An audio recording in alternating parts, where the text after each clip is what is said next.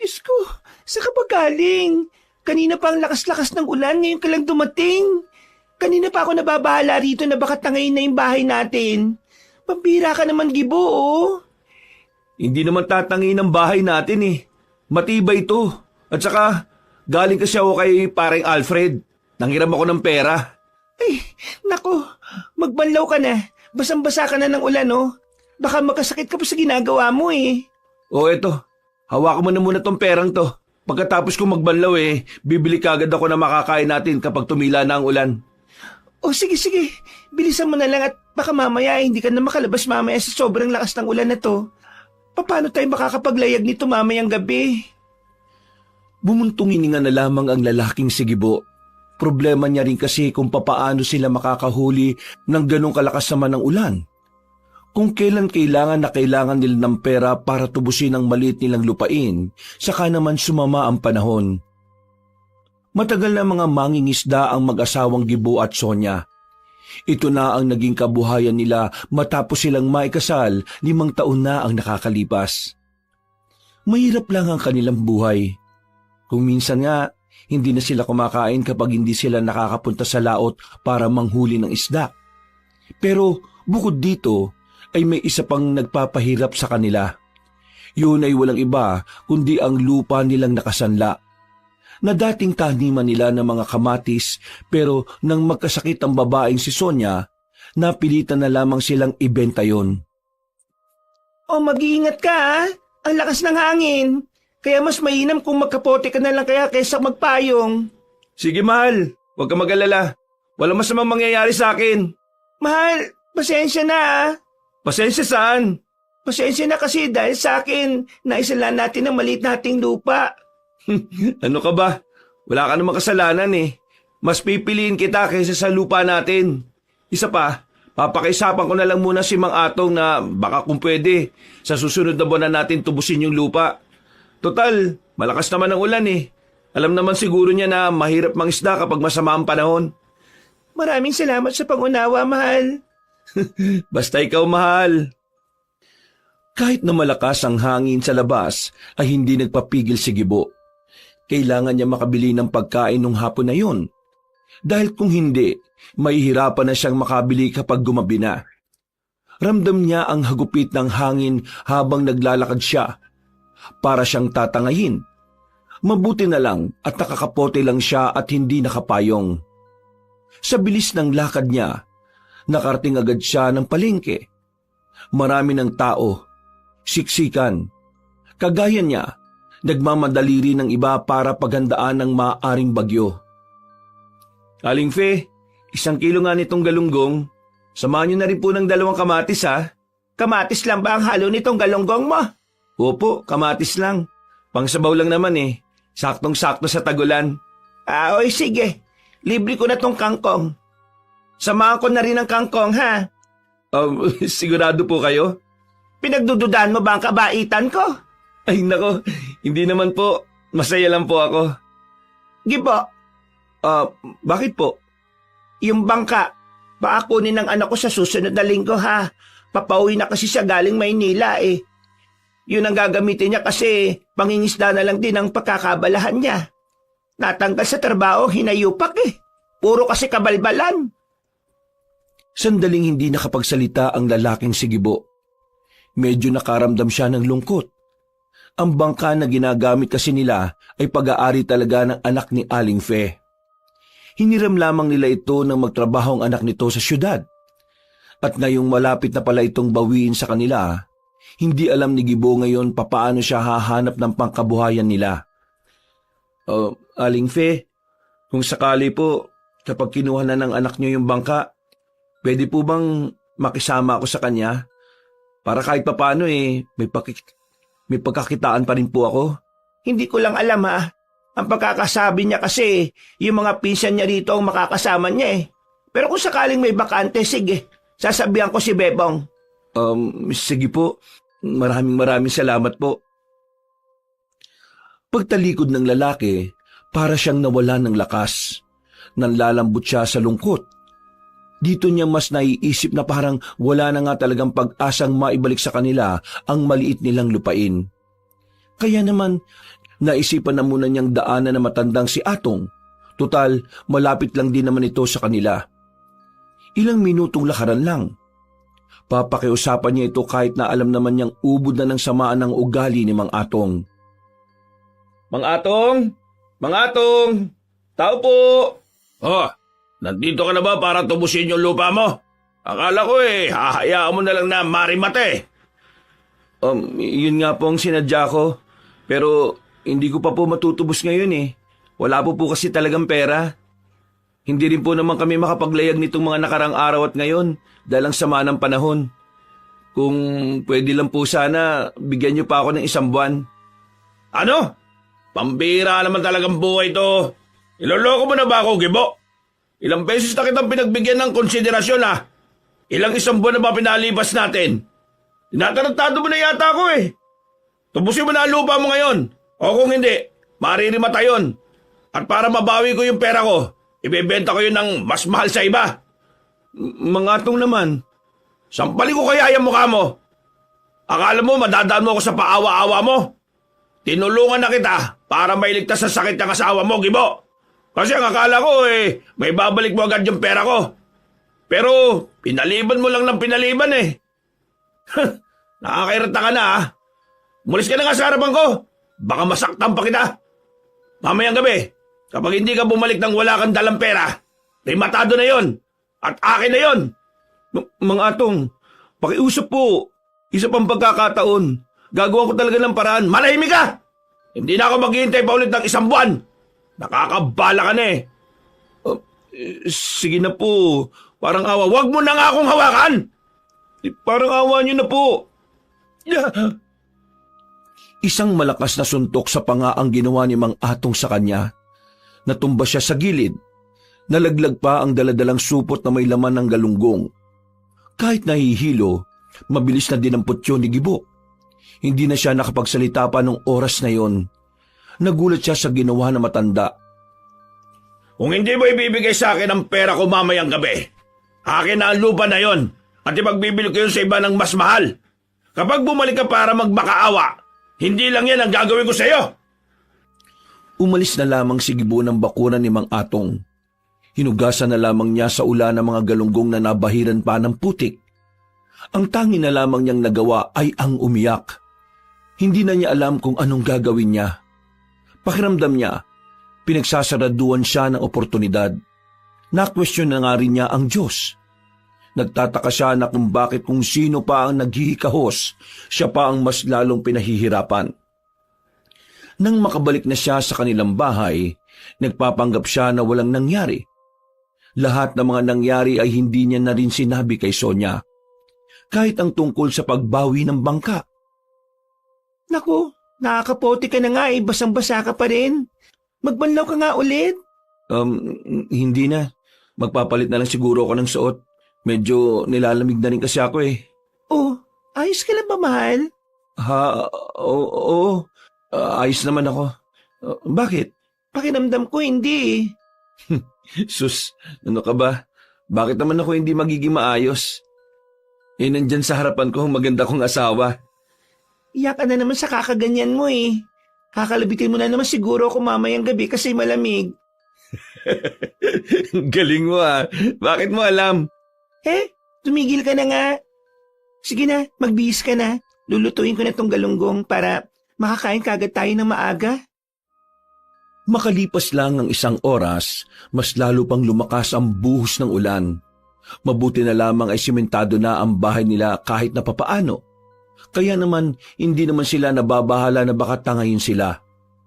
Masaya naman ang naging hapunan nila. Matagumpay na naitago ni Gibo ang ginawa sa kanya ni Mang Atong. Pero nang maalala niya na gabi na pala, dito na rin siya kinabahan. Dito na niya napagtanto na kailangan pala niya ng pera. Masyado siyang nalibang sa pakikipagkwentuhan sa kanyang asawa. Mahal, ngayon na ang huling gabi na kailangan nating tubusin ang lupa. Mahal, kung hayaan na lang kaya natin yon? Hayaan? Hindi pwede. Sayang yun. Isa pa, bigay sa'yo ng lolo mo yun nung nabubuhay pa siya. Naisip ko kasi yung lupa lang na yun talaga ang nagpapahirap sa atin Wala tayong masyadong tulog kakaisip dun. Palagi tayong natataranta kapag napag-uusapan yon. At palagi tayong konsumido. Siguro, ito na yung tamang panahon para tanggapin na lang natin na hindi na talaga yun para sa atin. Kasi wala naman na tayong magagawa eh. Hindi na natin mapapakiusapan si Mang Atong. Iniisip ko na lang na yung lupa, binigay lang naman sa akin ni Lolo yung para magamit ko sa ibang bagay. At yun na nga yung nangyari sa akin na nagkasakit ako. Doon natin yun ginamit. Sigurado ka ba sa sinasabi mo? Hindi ba mahalaga sa iyo yung kamatisan? Mahalaga. Pero mas mahalaga sa akin ang kapayapaan ng utak natin, no? Hindi natin makakamit yun kung palagi nating iniisip yung lupa. Mahal, alam kong mahalaga rin sa iyo yun. Pero mukhang kailangan na nating umusad. Naaawa na ako sa iyo eh. Palagi ka na lang stress. Palagi ka na lang nagmamakaawa kay Mang Atong para lang doon. Wala naman akong problema sa ganun eh. Ayaw ko nang nagmamakaawa ka sa mga ganong klaseng tao. Akala mo ba hindi ko alam na sinasaktan ka niya kapag nagkakaharap kayo? Ha? Yung pinsan ni Mang Atong, lagi niyang sinasabi sa akin na sinasaktan ka ng matandang yun. Hindi ko na nga lang sinasabi sa iyo na alam ko kasi ayaw kong maramdaman mo na kawawa ka. Mahal, sobra ni. Sobra ng ginagawa niya. Kaya ngayon, hayaan na natin siya. Sa kanya na yung kamatisan. At siya ang mamroblema kung kanino niya ibebenta yon. Hinuwakan ng babae ang kanyang kamay. Ngumitito ng malapad sa kanya. Naramdaman ni Gibo ang pagiging panatag ng kanyang kalooban. Lumuwag ang kanyang paghinga. Gumaan din ang kanyang pakiramdam. Minsan, sa buhay natin, kailangan nating tanggapin na may mga bagay na kailangan na nating pabayaan mawala. Lalo na kung para naman ito sa masikabubuti ng lahat. At lalo na sa kapayapaan natin. Marami pang pagkakataon. Kakayanin natin ang mga susunod na hamon ng buhay natin. Malay mo, may mas magandang plano ang Diyos para sa atin. Kaya talaga minahal kita eh. Kasi marami kang words of freedom. Mahal, words of wisdom, hindi freedom. Ay, oo, yun nga pala. Buti na lang sinabi mo. Buong buhay ko, freedom ang nasa utak ko eh. Ay nako, ikaw talaga oh. Sige na, ubusin na natin tong kinakain natin. O sige, ako nang bahala magugas sa mga pinggan, mahal. Dakong 2:00 na ng madaling araw nang bahagyang maging kalmado na ang ulan. Wala na rin ang malakas na hangin. Habang masarap ang tulog ng babaeng si Sonia, naisipan ni Gibo na lumabas na muna ng bahay. Kinuha niya ang puting kapote niya. Habang naglalakad, bigla na lamang niyang nakasalubong ang kanyang kaibigan na si Alfred. Visit ka naman, Gibo. Ikaw pala yan. Aala ko naman kung anong multo na naglalakad sa dilim eh. Puti na naman yung kapote mo. Saan ka ba pupunta? Pupunta ako sa dalampasigan. Titingnan ko lang kung nasa maayos lang yung kalagayan ng bangka. Ikaw ba? Saan ba punta mo? Kagagaling ko lang din dun ngayon. Pinuntaan ko si tatay. Nagiinuman pa rin kasi dun. Pagpunta ko naihatid na pala sa bahay. Nagkasalisihan kami. Ikaw, anong oras na oh? Bakit ngayon ka pa pupunta sa dalampasigan? Gusto ko lang makita yung bangka. Lulubos-lubusin ko na. Sabi kasi ni Aling Fe, yung anak niyang si Bebong, baka umuwi na ro sa mga susunod na araw. Sa anak niya yung bangka kukunin na sa akin. Paano yung kabuhayan yun yan? Yun nga ang problema ko. Teka, may alam akong solusyon dyan, pre. May kakilala ko. Gumagawa sila ng bangka. May kamahalan nga lang pero matibay naman. Ano namang ipambibili ko dyan? Alam mo naman na wala akong pera. Nangutang nga lang ako sa'yo ng pang-ulam namin kanina, di ba? Di pa pairamin kita uli. Diyos ko, hindi na. Nakakaya na, no? Tsaka isa pa, ayaw ko na rin magkaroon ng utang. Di ako makatulog ng maayos sa gabi, kakaisip kung saan nahanap ng pambayad. Pambira ka naman. Tingin mo ba mamadaliin kita magbayad? Pre, magkababata tayo. Mula pagkabata kilala na natin ang isa't isa. Para magkapatid na nga tayo Hindi naman kita pupwersahin makapagbayad agad. Ang akin lang, tutulungan kita. Bayaran mo na lang ako kung kailan kayo makakaluwag. Kasi, ang dami mo nang naitulong sa amin eh. Uy, ano naman? Marami ka rin namang naitulong sa akin eh. Lalong-lalo na yung kailangang itawid si mama sa kabilang isla para lang maitakbo sa ospital. Ikaw ang unang nagkusang loob dahil yung iba ayaw, di ba? Nilayag niyo si mama para maagapan. Tingnan mo ngayon ang sigla-sigla na ni mama. Malakas, walang sakit. Hindi siya magiging gano'n kung hindi mo ako tinulungan nung araw na yun, pre. Di ko makakalimutan yun. Kasi naman, parang nanay ko na rin naman si Aling Tese eh. Yun nga ang punto ko. Parang kapatid na kita. Kaya tutulungan kita. Alam mo kung naiiya ka, isipin mo na lang na investment ko to sa pangingisda mo. Kahit bigyan mo ako ng bangus araw-araw para lang mabayaran mo ako, ayos na ako dun. Hindi ako makapaniwala na may kaibigan akong sobrang bait na gaya mo. Ano ka ba? Ayaw ko lang talaga na ako umaangat, tapos ikaw na itinuring kong kapatid hindi. Huwag mong isipin na abuso ka na. Kasi kusa ko naman tong ginagawa. Gusto kong makitang successful ka rin. Halos maluha-luha pa ang lalaking sigibo ng mga sandaling yon. Niyakap na lamang siya ni Alfred. Mga masyadong mabait. Mga mamaya kunin ka kaagad ni Lord. Sira ulo. Nakakaluwag-luwag lang kasi ako ngayon. Gumaganda ang kita sa bigasan. Tara, samahan na kita. Magkakway pang naglakad ang dalawa patungo sa dalampasigan. Nang makarating na sila roon, nilapitan agad nila ang bangka ni Gibo na pinangalanan niyang Masikap. 3 taon din sa akin tong si Masikap eh. Nakakalungkot pero kailangan ko talaga siyang ibalik sa amo niya. Kapag nakabili ka na ng bagong bangka, anong gusto mong ipangalan sa kanya? Gusto ko siyang pangalanan na Masipag. Uy, bakit naman masipag? Masipag? Kasi masipag ka. Yung perang ipambibili ko ng bagong bangka, galing sa kasipagan mo. Pambira ka naman. Pero, sige, ayos lang din. Maganda, makahulugan. Ito kasing si Masikap. Kaya Masikap ang pinangalan ko sa kanya. Grabe yung pagsisikap na ginawa namin ni Mrs. para lang makaahon araw-araw eh. Kaya naman, Napatigil ang lalaking sigibo nang biglang may marinig siyang 2 sanggol na umiiyak. Napalingon siya sa paligid. Para bang meron siyang hinahanap. Bagay na ipinagtaka naman ni Alfred. Uy, ano bang meron? Tinatakot mo ko Teka pre, hindi mo ba naririnig? Naririnig ang alin? Ang hampas ng tubig? Hindi, may naririnig akong iyak ng 2 sanggol pre. Ha? Pre naman, wala naman ako naririnig eh. Nananakot ka na naman eh. Hindi pre, meron talaga akong naririnig. Parang lumingon ang lalaking sigibo sa dagat. Doon niya naririnig ang iyak ng 2 sanggol. Iyak na hindi niya alam kung papaanong mapupunta sa katubigan. Nandun sa gitna eh. Baliw! Paano naman magkakaroon ng sanggol sa gitna ng dagat, pre? Hindi ko rin alam pero doon ko talaga naririnig eh. Alam mo, epekto yan ng mga iniisip mong problema eh. Ang mabuti pa, sumama ka na lang sa akin sa bahay. Nagluluto si mama ng lugaw dun eh. Kumain tayo tapos uwian mo si Sonia. Inakbayan na lamang siya ng kanyang kaibigan at agad na rin silang umalis.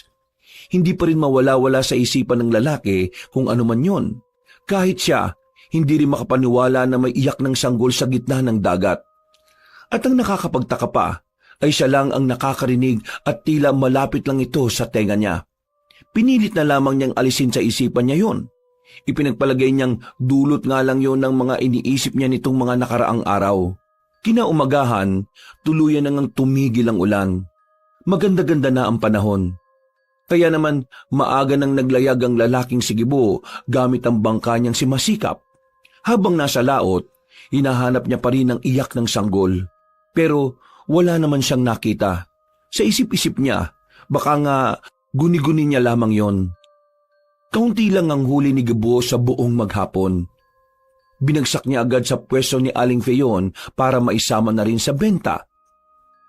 Nang makauwi na siya, Mahal, nandito na ako. Oh, mabuti naman at nandito ka na rin. May itatanong sana ako sa iyo eh. Itatanong? Tungkol saan? Huwag kang tatawa kaya huwag mong isipin na nababaliw na ako ha. Siyempre naman hindi no. Ano ba kasi yon? Kanina kasi, nung hinahatid kita sa dalampasigan, kahit ang daming nagsasalita, may naririnig akong umiiyak na sanggol. Parang dalawa pa nga yata sila eh. Tininan ko yung mga tao sa dalampasigan, wala namang may dalang sanggol sa kanila. Tapos, Sa gitna ng dagat mo naririnig yung iyak. ha? Bakit alam mo? Narinig mo rin ba? Oo, kaninang madaling araw kasi, mga 2:00, nagpunta ako ng dalampasigan para tingnan yung bangka natin. Narinig ko rin yun.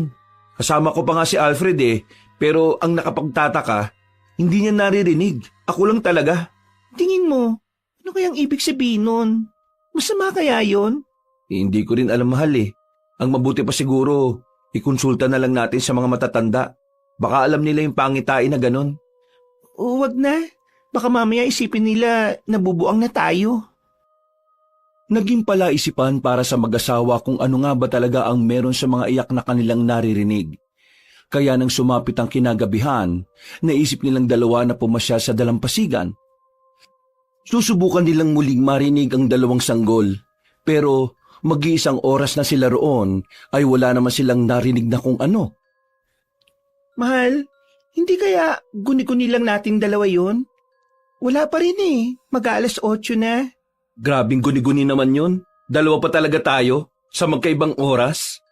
Kasi wala naman na tayong naririnig O kaya pinaglalaruan lang tayo ng mga engkanto. Engkanto? May engkanto ba sa dagat? Hindi ko alam. Basta baka ganun. Mahal, sinasabi ko na nga sa'yo, kumonsulta na tayo sa albularyo. Kasi baka mamaya... Wag na nga. Parang hindi mo naman kilala mga tao dito sa atin Makita lang sila na parang kakaiba ka. Ikaw na ang laging pag-uusapan. Ayoko nga ng ganun. Baka mawalan na tayo ng kapayapaan nun kung sa bagay, may tama ka. Bumalik na lang ang mag-asawa sa kanilang bahay. Nung gabing yun, ipinagpalagay na lamang nila na ang nangyari ay baka epekto lang ng pagnanais nilang magkaroon ng anak. Sa tagal na kasi nilang nagsasama, kahit na kailan ay hindi sila makabuo ng bata. Hindi nila alam kung kanino ang problema. Pero kahit na ganon, hindi nila iniwan ang isa't isa. Dahil naniniwala sila na darating din ang araw na ipagkakalob na rin sa kanila ang pinakamagandang biyaya. Pre, maraming salamat pala kanina sa pagtulong kay Ermat Ang dami kasing pinamili. Sus, wala naman yun. Hindi naman tayo others, di ba? Ay, siya nga pala pre. Bakit hindi niyo pala subukan ni Sonia na manghuli sa gabi? Yung pusit pre, malakas ang kitaan daw doon ngayon sa bayan. Oo nga. Pero hindi kasi ako maalam sa panghuhuli ng pusit Isang beses sinubukan ko naman. Ang kaso nga lang, wala naman ako nahuli. Pre, hindi mo yata na itatanong. Marunong ako.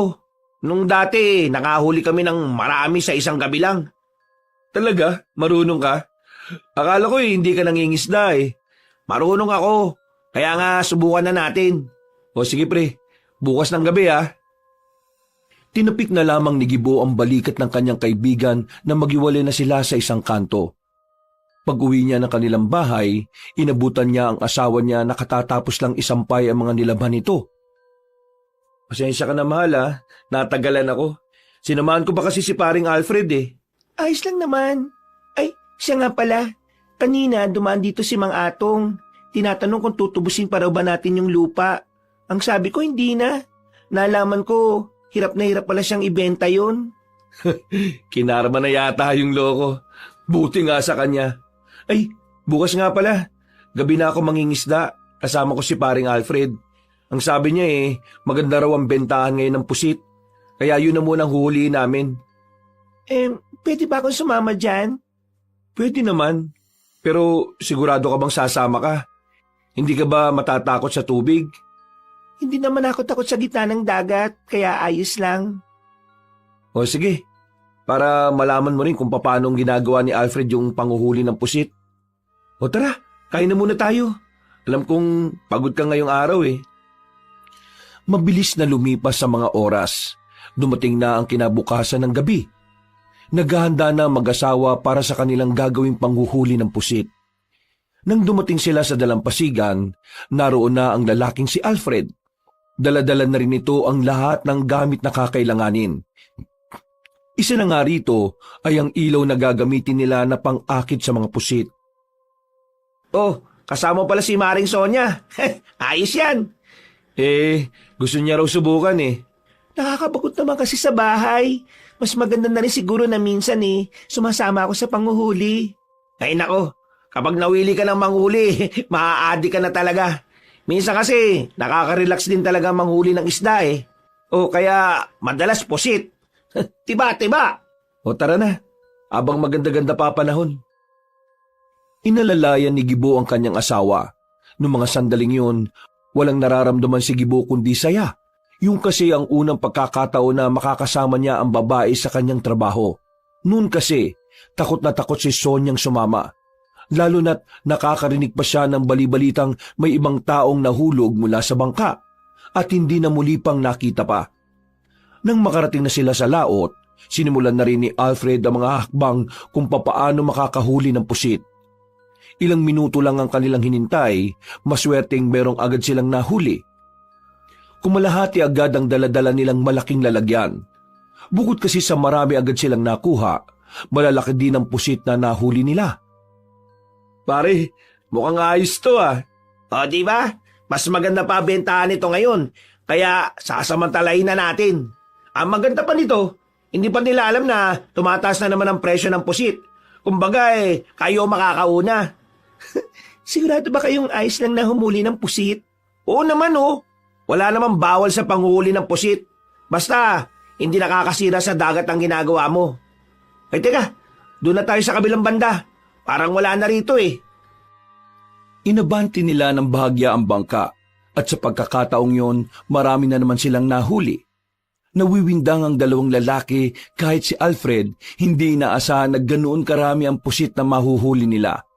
Ang nasa isip kasi ni Alfred, saktuhan lang ang pusit na naroon sa parting yon. Parang nakakaroon ng himala ah. Bakit pre? Sobrang dami na nating nahuhuli. Baka si Sonya lang talaga ang swerte. Oh, alam mo na. Huwag mo na pakawalan niya si Sonya. Maya-maya lang din ay naisipan na rin nilang umuwi. Para sa kanila ay sobra na sa sapat ang kanilang nahuling mga pusit. Masaya ang mag-asawa noong mga oras na yon. Nagkaroon na naman ng kaalaman si Gibo na magagamit niya sa susunod na pangingisda. Palis na sana sila sa laot nang bigla na namang marinig ng mag-asawa ang umiiyak na sanggol. Mahal, naririnig ko na naman. Ang alin pre? Yung ano? Yung iyak ng sanggol. Pambira naman. Nananakot ka na naman eh. Hindi Alfred. Hindi siya nananakot. Naririnig ko rin kasi. Nako, nagsabwata na ang mag-asawa para pagtripan ako. Pre, seryoso. Nakakarinig kami ng iyak ng sanggol. At palagay namin, nandito lang sa laot. Nanlalaki ang mga mata ni Alfred na maging siya ay narinig na rin ang iyak ng dalawang sanggol. Agad nilang tinutukan ng ilaw ang bandang likuran ng bangka. At mula roon, nakita nila ang mas maliit na bangka na bigla nilang lumitaw doon. Nasa loob ng bangka ang dalawang sanggol. Gagi! Totoo nga! Pre, may sanggol nga! Wag! Sonya! Anong wag? Baka mamaya malunod yung dalawang bata. Wala tayong gagawin? Pre, kapag yung dalawang batang yan napahamak, kahit meron naman tayong magagawa, konsensya natin yan. Tama si Alfred. Paano kung may kakaiba sa batang yan? O anak pala ng kung sino yan at tayo naman ang mapahamak? Mahal, masyado ka naman nag-iisip ng kung ano-ano. Ang isipin natin ay kung ano yung nasa harapan natin. Ayan yung dalawang bata oh. Kapag inanot pa yan, wala na tayong magagawa. O na. Tara, kunin na natin. Napapailing na lamang si Gibo nung oras na yon. Wala na siyang nagawa kundi ang pumayag na lamang. Kinuha nila ang dalawang bata. Nalaman nila na parehong batang lalaki pala ito. Sa tingin ni Sonya, tila kapapanganak pa lamang ng dalawa. Naku, sino kaya mga magulang ng dalawang batang ito? Mga wala namang puso yun. Pre, tingnan nyo oh. Parang kambal yata silang dalawa eh. Oo nga, kambal. Kambal na lalaki. Ampunin nyo na. Ha? Mahal, pwede ba tayo na lang ang umampun sa dalawang ito? Sonia, sigurado ka ba? Hindi ba dapat isurrender natin sila sa barangay? Kung isusurrender natin sila sa kanila, wala rin silang kikilalaning magulang paglaki nila. Kasi itatapon lang naman sila sa bayampunan eh. May tama si Maring Sonia. Nakikita mo naman yung mga batang palaboy sa bayan, di ba? Karamihan doon, galing ampunan. Nung lumaki-laki, inayanan nilang makalabas. Ganun ang magiging kapalaran ng 2 batang yan kung ibibigay yan sa bayampunan. Gibo, mahal, sige na. Hindi ka ba naaawa sa 2 ito? Huminga ng malalim si Gibo. Pinag-iisipan niya ng maigi ang kanyang magiging desisyon. Hindi naman sa ayaw niyang kunin ng 2 bata. Sa katunayan ay gusto niya ring magkaanak kahit na ampun lang. Ang iniisip lang talaga niya ay baka merong magabol sa kanila pagdating ng araw. E paano kung lumaki yan sa atin tapos biglang kunin ng mga totoong magulang? Handa ka ba sa araw na yon? Naisip ko na rin naman yan. Pero oo, handa ko. Hindi ko naman iniisip kung anong mararamdaman ko noon. Ang mas iniisip ko ngayon ay yung 2 bata na ito. Oo na, sige na. Pumapayag na ako. Iyon oh, pre, ninong ako niyan ha. Hindi inakala ni Gibo na uuwi silang higit pa sa mga pusit ang madadala nila. Nang makabalik na sila, naninibago ang lalaki dahil meron ng maririnig na sanggol sa bahay nila. Nung mga sandaling yon, kahit na papaano ay nakakaramdam na ng kaligayahan si Gibo. Nakikita niya kasing masaya rin ang kanyang asawa. Malapad ang ngiti ni Sonia, bagay na lalong nakakapagpagaan ng kanyang kalooban. Ang 2 bata ay pinangalanan nilang Benji at Benjo. Mula nang dumating sa kanilang kambal, napansin nilang tila gumanda na rin ang takbo ng kanilang buhay. Sa mga sumunod na taon kasi, nagkaroon na ng sariling bangka si Gibo. Magaganda at masagana rin ang panguhuli nito sa laot. Bukod pa rito, nakakuha na rin sila ng pwesto sa palengke, na siya namang pinupwestohan ni Sonia para magtinda ng mga isda. Malaking pagbabago ang nangyari sa buhay nila. Hindi naman sila umunlad ng sobra. Sadyang kahit papano lang ay nakaluwag-luwag na rin sila. Ang pagkakaroon nila ng ampon ay hindi rin naman naging madali. Palagi silang usap-usapan sa kanilang baryo. Alam kasi ng lahat na hindi naman sila magkaanak. Kaya maraming nagtataka kung saan nanggaling ang 2 bata. Inamin na lamang nila ang totoo na inampon nila ang kambal. Pero hindi nila sinabi kung papaanong dumating sa buhay nila si Benji at Benjo. Nang nasa palengke sila, Oh, pusit-pusit! Pusit kayo dyan! Sariwang-sariwa pa to oh! Kaninang madaling araw lang hinuli. Oh, mahal, nandiyan ka na pala. Oh, bakit? May problema ba? Wala naman. Gusto lang kitang daanan dito bago ako umuwi ng bahay. Mahal, pasensya ka na ah. Ikaw na lagi nag-aasikaso para sa hapunan natin kahit na pagod ka rin naman sa trabaho mo. Ano ka ba? Wala yun. Para ka namang bumabawi ka naman palagi sa gabi. Uy, ano ka ba? Nakakaya. Marinig ka ng iba dyan eh. Lalo na ng mga chismosa. Ang mabuti pa, umuwi ka na sa atin at baka marami na namang kalat yung mga anak natin doon. O sige, mamaya, babalikan kita rito kapag ligpitan na ha. Humalik pa ang lalaki sa kanyang asawa at naglakad na rin paalis. Nang makarating na siya sa bahay nila, kalat-kalat nga ang mga laruan ng 2 bata sa bakuran. Napapakamot na lamang sa ulo si Gibo. Ay, pambihira naman talaga oh. Kasasabi ko lang kanina na huwag kayong makakalat dito eh. Oh, ano tong ginawa nyo? Si Benjo po kasi ang kulit eh. Nakatingin lang sa kanila ang batang si Benjo. Hindi ito nakakapagsalita. Pinatingin na nila ito sa doktor pero ang sabi sa kanila, maaring nasa lahi o nasa dugo na talaga ang dahilan kung bakit ganon si Benjo. Maaring minana raw ito sa mga magulang o sa sino mang kadugo nito. Bagamat hindi ito nakakapagsalita, himala naman na nakakarinig ito at nakakaintindi. O Benjo, tulungan mo na lang yung kapatid mo ha. Ligpitin nyo ito. Ako naman mag-aanda na rin ang makakain natin para sa hapunan. Sandali lang po, Papa. Oh, bakit? May sinasabi po si Benjo eh. Sinasabi? Saan? Ano daw? Tiningnan ni Gibo ang batang si Benjo. Nakatitig lang ito sa kapatid na si Benji. Naguguluhan si Gibo dahil hindi naman sumisenya sa bata. Meron po siyang sinasabi. Naintindihan ko po siya sa mga mata niya. Teka. Sinasabi mo yung sinasabi ni Benjo nalalaman mo sa pamamagitan ng pagtingin sa mga mata niya? Tama ba ako? Opo, Papa. Yun po yung kakayahan ko. Ang maintindihan siya kahit na hindi siya nagsasalita. Kaya nga po minsan, nag-uusap kaming dalawa eh. Dahil po doon, hindi ko po nararamdaman na meron siyang problema sa pagsasalita.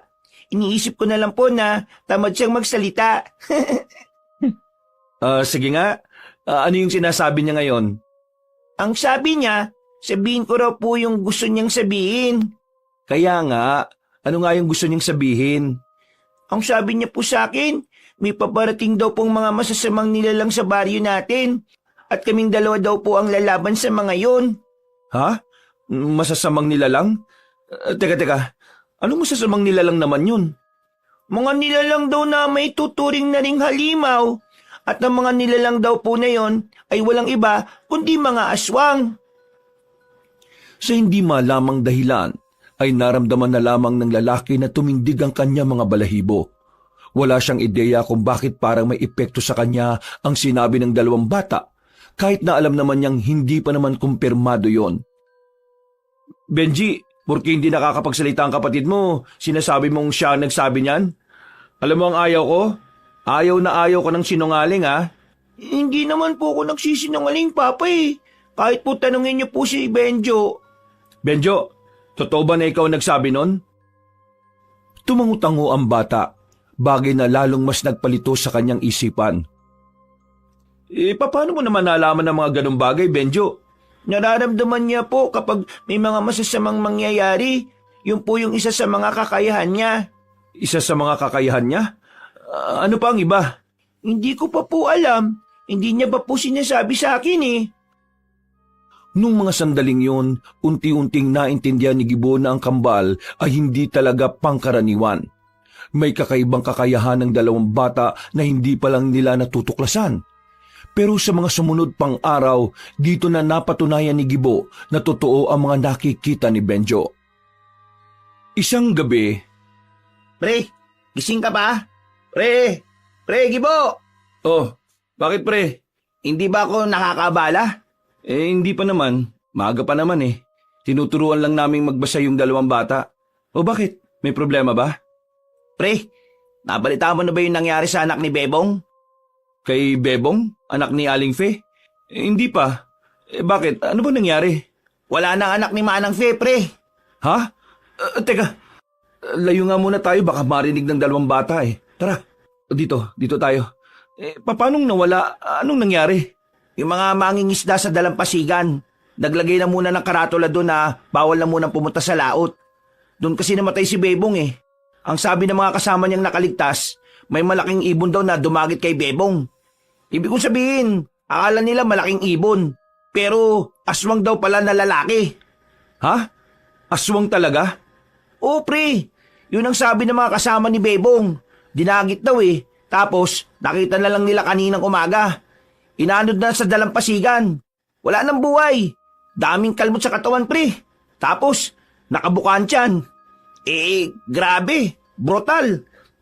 Kaya nga, pre, huwag ka na munang mangisda. Lalong-lalo na sa gabi. Totoo nga. Ha? Ang alin? Pre, maniniwala ka ba kapag sinabi ko sa iyo itong aswang na ito nakita na ni Benjo sa pangitain niya? Teka, so totoo yung sinasabi mo na may kakaibang kakayahan itong si Benjo? Yun nga ang napagtanto ko, pre. Dahil sa kwento mo, unti-unti na akong naniniwala na hindi nga talaga pangkaraniwan yung dalawang bata. Lalo na si Benjo. Nakita na kasi niyang may masamang nilalang daw na darating sa baryo natin. Tapos, biglang nangyari yung sa anak ni Manang Fe. Pre, gifted yung anak mo. Anong gifted? Malalagay ang buhay nila sa peligro sa ganong kalagayan nila. Pero, pwede rin naman nilang magamit yun para makaiwas sa kapahamakan, di ba? Kailangan walang makakaalam ng kakayahan ng kambal. Kapag nagkataon, maraming tao ang manggugulo sa amin para lang alamin ang mga kapalaran nila. Makakaasa ka, pre. Wala akong pagsasabihan. Pero pre, bukas punta tayo sa unang burol. malapit kayo sa isa't isa ni Manang Fe, di ba? Gagaan ang pakiramdam niya kapag naroon ka. Oo, sige. Pupunta talaga ako. O paano? Alis na ako. Pumunta lang talaga ako dito para pigilan kang pumunta sa laot ng ganitong oras. Sige pre, maraming salamat ah. Nang umalis na ang lalaking si Alfred, napahawak na lang sa dibdib ang lalaking si Gibo. Bigla na lamang kasi siyang kinabahan. Nababahala siya para sa kaligtasan ng kanyang anak. Dahil kung totoo ngang dumating na ang mga salot na nilalang, hindi malabong puntiryahin ng mga yun ang dalawang bata, lalo na't merong nalalaman ng kambal sa mga aswang. Kinabukasan, maagang nagising si Gibo para tulungan ang babaeng si Sonia sa pagbubukas ng pwesto nito sa palengke. Habang ang kambal naman ay iiwan na lang muna nila saglit. Habang naglalakad, binuksan ni Sonia ang usapan tungkol sa nangyari kay Bebong. Nakakaawa naman si Bebong, no? Ang brutal na nangyari sa kanya. Totoo ba talagang aswang ang pumaslang sa kanya? Yang sabi ng mga kasama niyang nakaligtas, aswang daw talaga eh. Grabe, nakakatakot naman ang mga aswang na yun. Kaya ikaw huwag ka na munang mangingisda ngayon. Hanggat hindi nahuhuli yung aswang, huwag kang pupunta sa laot. Oo, maghanap na nga rin muna ako ng sideline habang hindi pa ligtas sa dagat. Hindi nagtagal ay narating na rin nila ang palengke. Napatingin si Gibo sa tindahan ni Manang Fe. Napailing na lang siya nang makitang nakasarado yon. Napalingon naman siya sa mga tindera. Hanggang doon ba naman kasi si Bebong pa rin ang pinag-uusapan ng mga yon. Matapos matulungan ng asawa ay umalis na rin siya para magkasikaso sa bahay. Nang makabalik siya, nawindang naman siya sa kanyang nakita. Inabutan niya si Benji na may hawak na itak. Tila nag-iinsayo ito. At ang mas kinawindang niya ay ang tila pagiging biyasa ng batang si Benji sa paghawak ng itak. Para kasi itong mandirigma kung gumalaw. Diyos ko, anong ginagawa mo, Benji? Nag-iinsayo ako, Papa. Ang sabi kasi ni Benjo sa akin, dumating na raw yung aswang sa baryo natin eh. Kaya dapat lang magkaroon ako ng pagsasanay. Ano bang pinagsasabi mo, anak? Ang bata-bata mo pa. Bakit ikaw ang lalaban sa mga aswang? Kasi, yun po yung kapalaran namin eh. Kahit itanong niyo pa po kay Benjo. Kung hindi po kayo makikinig sa amin, maraming taong mapapahamak. Tiningnan ni Gibo ang kanyang anak na si Benjo. Tumango yun sa kanya. Napapakamot na lamang sa ulo ang lalaki. Konsumido na siya sa mga ikinikilos ng kambal. Hindi naman kasi dating gano'n ang mga yon. Parang mula lang na mag-8 taon ang dalawa, bigla na lang naging kakaiba ang mga sinasabi at ginagawa ng mga ito. Mga anak, makinig kayo ha. Ang pagpaslang sa aswang ay hindi nyo pa responsibilidad. Bukod sa delikado hindi nyo naman obligasyon na harapin ang aswang na yon. Kahit na alam nyo yung mangyayari, mga bata pa rin kayo. Masyado pa kayong inosente para maging maging tagapagligtas sa mga tao. Pero Papa, kailangan po kami ng mga tao Kung hindi po kami gagawa ng paraan, baka po mapahamak sila. Benjo, mga anak, papakinggan niyo ang Papa. Hindi kayo lalaban sa mga aswang. Walang haharap sa mga aswang. Naintindihan niyo ba? Bakit naman po, Papa? Takot po ba kayo sa aswang? Hindi ako takot sa aswang. Takot lang talaga akong mawala kayo sa akin ng kapatid mo. Kaya sana, makinig na lang kayo sa akin. Sige po. Mga anak, mga bata pa kayo. Huwag niyong problemahin ang problema ng mga matatanda. Maglaro lang kayo na maglaro hanggat gusto niyo. Sulitin yung pagiging bata niyo. Pero kapag ang aswang sinubukan kayong saktan ni Mama, ako makakalaban nila. Benji, Opo, hindi na nga po. Ay, Papa, may sinasabi ulit si Benjo. oo, ano yun? Nakita niya raw po yung mga aswang. Marami pong masasaktan at mapapatay na tao. Bilang na raw po dun yung matandang babae na nagpapairam sa inyo ng bangka. Si Manang Fe? Hindi na nagsalita ang batang si Benji. Tumango na lamang ito sa lalaki. At sa mga sandaling yon, mas lalong nakaramdam na kaba si Gibo. Pakiramdam niya, sa mga susunod na araw ay mas lalo pang magiging komplikado ang lahat. Noong umagang yon, ay sinubukan ng lalaki na ituon na lamang sa gawaing bahay ang kanyang atensyon. Wala naman siyang gagawin ng oras na yon. Pero hindi mawala-wala sa kanyang utak ang mga sinabi ng kambal. May kung anong parte ng kanyang pagkatao na parang hindi mapalagal. Nababahala siya. Nagpaalam na muna siya sa dalawang bata. Naroon na rin naman si Sonia nung oras na yon, kaya ayos lang na lumabas siya ng gabi. Pupuntahan niya ang unang lamay ni Bebong. Kasama niya ang kaibigan na si Alfred. Pagdating nila roon, kakaunting tao lamang ang naabutan nila. Bilang lang sa daliri. Marahil dahil din pa lang ang unang gabi. Nilapitan nila ang matandang si Manang Fe. Nakaupo ito sa gilid ng kabaong. Tulala, pero nang makita sila nito, ay ngumiti ito kagad sa kanila. Maraming salamat at dumating kayo. Nakikiramay po kami, Manang Fe. Umupo sila sa tapat nito. Nagpakita naman ng mapaitang ngiti ang matandang babae. Bigla na lamang itong nagkwento sa kanila, kaya pinakinggan na lamang nila ito. Nung nakaraan bago mangyari ito kay Bebong, nanggaling siya sa malayong lugar. Bundok. Kasama niya mga pinsan niya. Pag-uwi nila, meron silang daladalang itim na kahon. Maliit lang. Parang kasing laki lang ng kahon ng isang dosenang sigarilyo. Hindi ko alam kung ano ang laman ng itim na kahon na yun. Basta ang narinig ko sa usapan nila, nakuha daw nilang magpipinsan yon sa aswang na harimondon. Hindi ko alam kung ano yung harimondon na yan. Basta, yan ang sinabi nila sa akin. Hindi ko nga alam na nagsasabi pala sila ng totoo. Tinawanan ko lang nung narinig ko sila .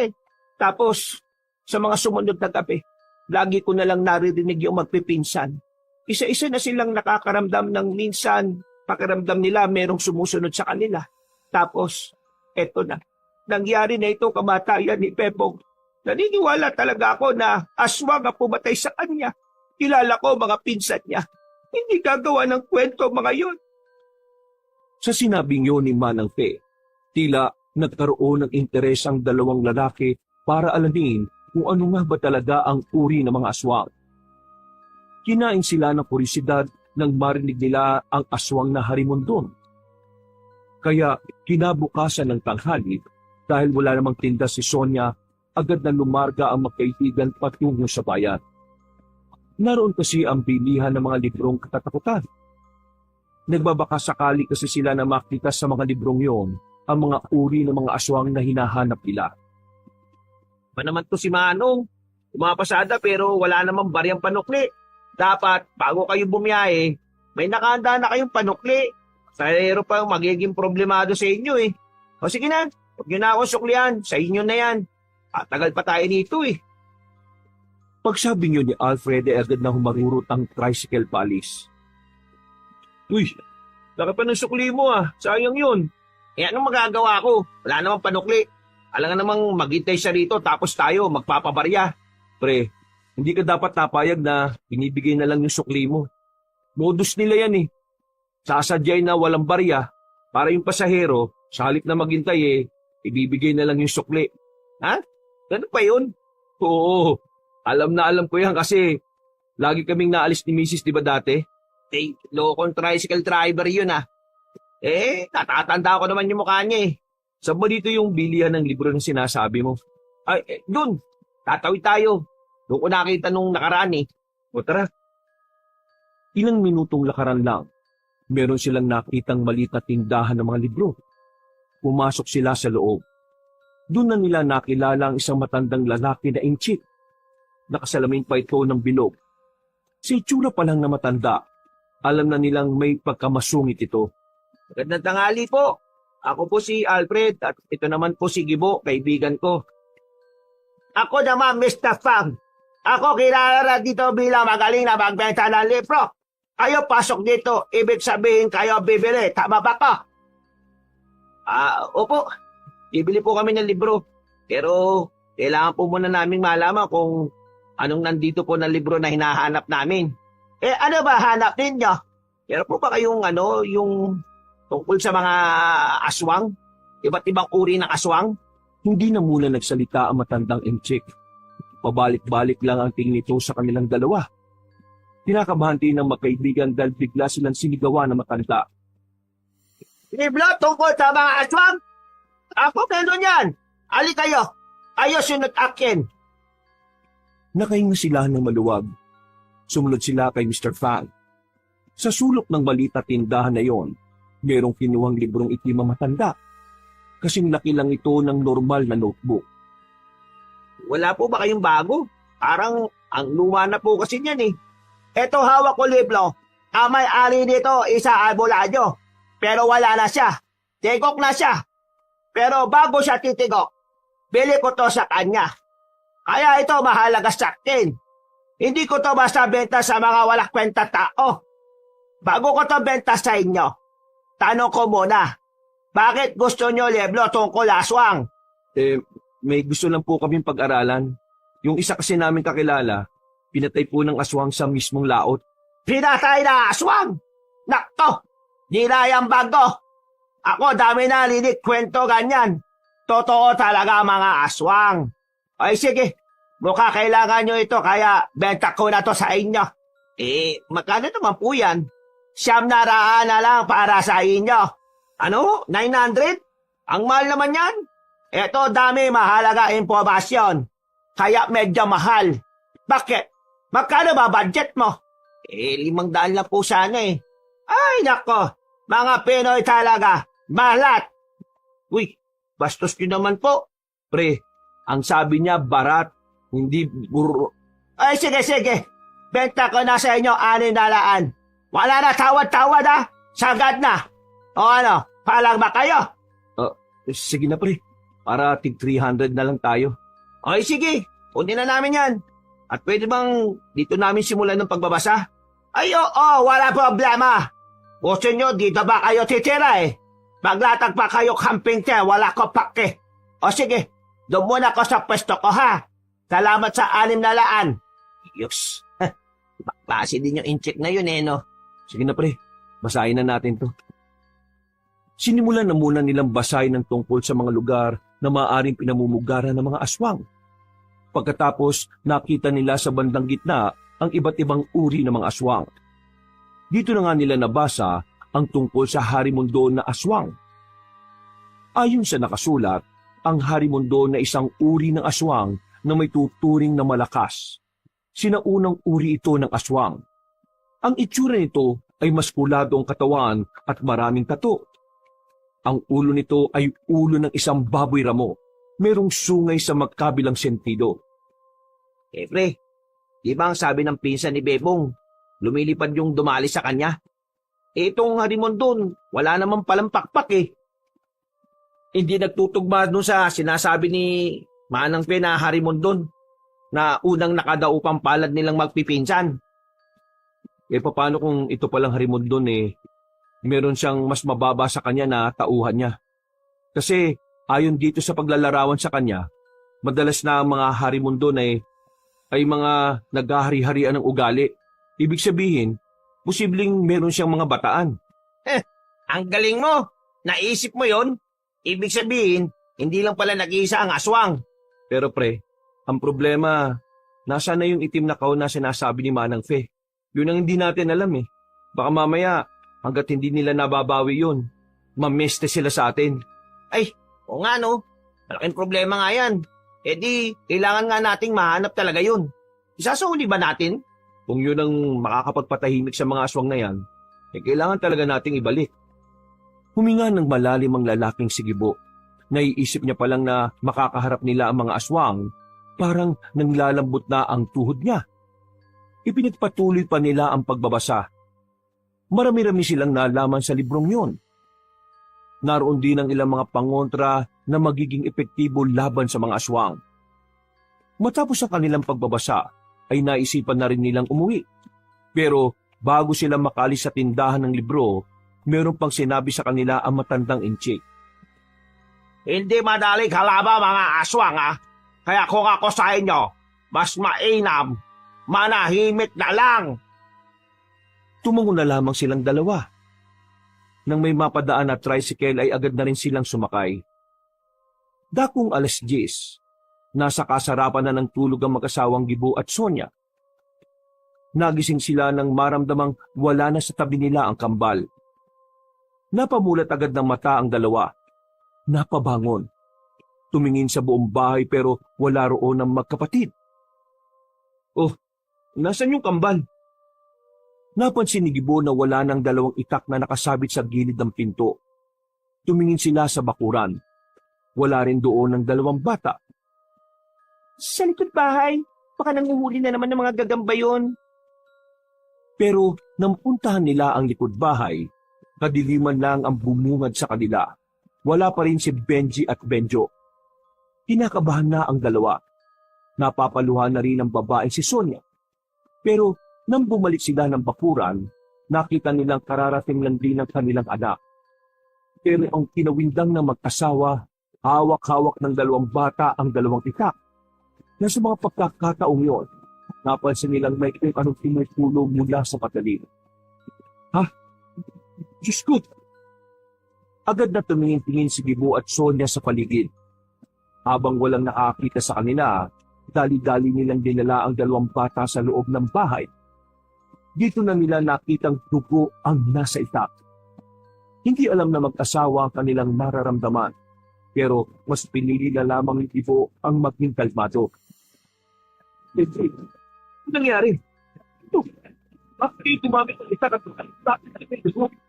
Nagising mo kanina si Benji nang paramdaman po namin may nagmamasid na asyong sa bahay natin. Lumabas po kami, kinuha po namin ang itak. Tumakbo po sila palayo eh. Pero naabutan po namin sila sa gubat. Kaya yun, pinatay po namin sila. Diyos ko, Mariosep, ano na pumasok sa isip niyo at bakit na kinalaban ng mga aswang na yun? Hindi di ba alam na delikado yun, mga anak? Kaya nga po namin sila kinalaban eh. Kasi delikado po ang buhay nating lahat sa kanila. Kung hindi po sila mamamatay, baka masaktan nila tayo.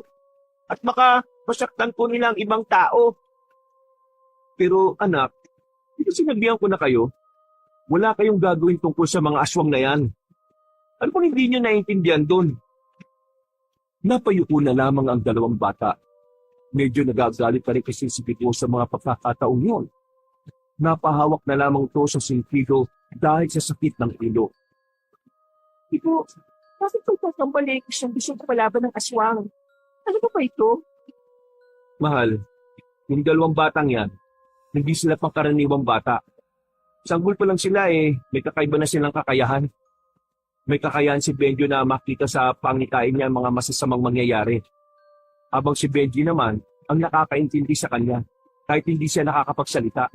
Papa, Mama, lagay ko po. Ang tungkulin po talaga namin para kalabanin ng aswang. Sabi ni Benjo sa amin, kami raw pong ikinakdang papas lang sa mga aswang.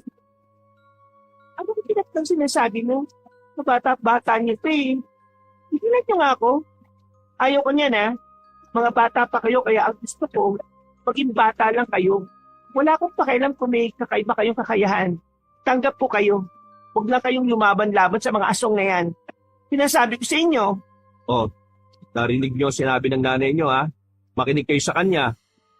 May sinasabi po si Benjo Kung sinasabi niya, At probinsya na raw po natin ng mga aswang. Narito sila para pawin kung anuman po yung nawala sa kanila. Basta, walang hawak ng itak sa inyong dalawa. Kahit na anong sandata pa. At hindi na ito mauulit Benjo, Benji. Kasi kapag ito naulit, makakatim na kayo sa akin. Mabait akong mama sa inyong dalawa. Pero ayaw ko ng mga batang hindi nakikinig. Naintindihan niyo ba ako? Opo, mama. Siguraduhin niyo lang yan. sige na, magbukas na kayo ng kamay. Wala dapat makalam na meron kayong pinaslang na aswang Intindihan niyo? Noong mga sandaling yon, nawindang ang lalaking si Gibo. Isang malaking tanong at palaisipan para sa kanya kung paano pinaya ng dalawang bata na 8 taong gulang na patayin ang mga mapapangis na nilalang. Sa bagay pa lang ngayon, masasabi na talaga ni Gibo na hindi nga talaga normal na bata ang kambal.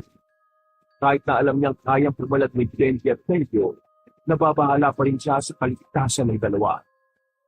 Habang tumatagal, parang unti-unti nang napapalapit ang mga aswang sa kanilang pamilya. Bakit kayo nagmamasid ang mga aswang dito sa amin? Hindi na nakatulog ang lalaking si Gibo. Inabot na siya ng umaga. Para malibang, inilaan na lamang niya ang atensyon sa pag-aasikaso sa kanyang misis. Ihatid lang ako ng papa niyo sa palengke para makapagtinda ako ha. Kaya kayong dalawa, tandaan niyo mga sinasabi ko. Ayaw ko na ng pasaway. Pakiusap lang. Makinig kayo ha. Kung mahal niyo ang mama niyo at papa niyo, susunod kayo. Para din naman ito sa kaligtasan niyo eh. Opo, mama. O ikaw, Benjo, wala ka bang sasabihin kay mama? Sabi po ni Benjo, pasensya na raw po sa ginawa namin. Kasalanan niya raw kasi siya po nagsabi. Ayos na yun, Benjo. Basta ipapangako niyo lang sa akin na hindi niyo na uulitin. Liwanag? Sabay na tumango ang dalawang bata. Maya-maya pa ay nagsimula na rin silang maglakad paalis. Ikaw naman, alam mo na pala yung pagiging kakaiba ng dalawang bata. Wala ka man lang sinabi sa akin. Sasabihin ko naman talaga sa iyo eh. Pero hindi pa kasi ako sigurado kaya inilihin ko na muna. Kung ano man ang napansin mo sa mga anak natin, kahit hindi ka sigurado, sabihin mo kagad sa akin, ha? Ako ang nanay. Dapat alam ko rin. Kung nababantayan ko lang sila palagi, mapapansin ko naman yun eh. Ang kaso, pati ako wala sa bahay. Kaya ko na bahala. Alis lang. Pero, paglibing ka ba sa Sabado? Nilibing na si Bepong eh. Oo. At sabi na ako kay Manang Faith. Pwede ba kami sumama ng mga bata? Oo naman. Mahal, Oo, bakit? ayoko mula sa atin si Benji at Benjo. Mahal na mahal ko sila eh. Kaya wag natin silang hayaan na gawin yung sinasabi nila. Yung kapalaran na sinasabi nila. Ayoko ng ganun. Huwag ka mag-alala, mahal. Ito naman ako eh. Hindi ko hahayaang mapahamak ang kambal natin. Pangako mo sa akin na kahit anong mangyari, pipigilan mo sila. Oo, mahal. Pangako yan.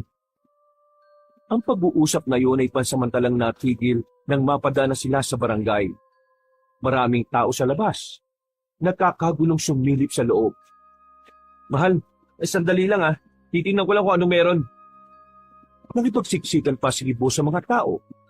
Nakita niya rin doon ang kaibigang si Alfred. Kinalbit niya ito at tinanong. Pare, ano meron? Sakto, nandiyan ka pala. Pupuntahan pa lang sana kita eh. Teka, nakakita mo ba yung mga nakatakip ng sako? Saan dyan? Ayun oo, sa may gilid ng sasakyan ni Kapitan. Mga bangkay ng aswang yan, pre. Ano? Bangkay ng aswang? Oo, pre. Natagpuan ng mga magsasaka kaninang alas 5 ng umaga. May pumatay daw dyan sa 6 na aswang na yan eh. Anong sinabi mo? 6?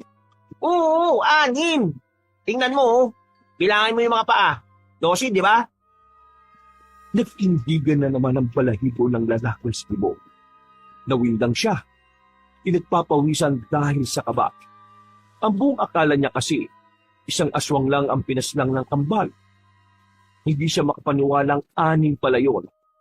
Napapalunok siya ng laway dahil sa kaba. Pero nagpaalam na rin siya sa kaibigan niya at binalikan na lamang niya ang asawa. Ano meron doon? Yung bangkay ng mga aswang, na-recover ng mga tanod at magsasaka. Mga aswang? Oo, marami. 6 na aswang. Patay, mahal.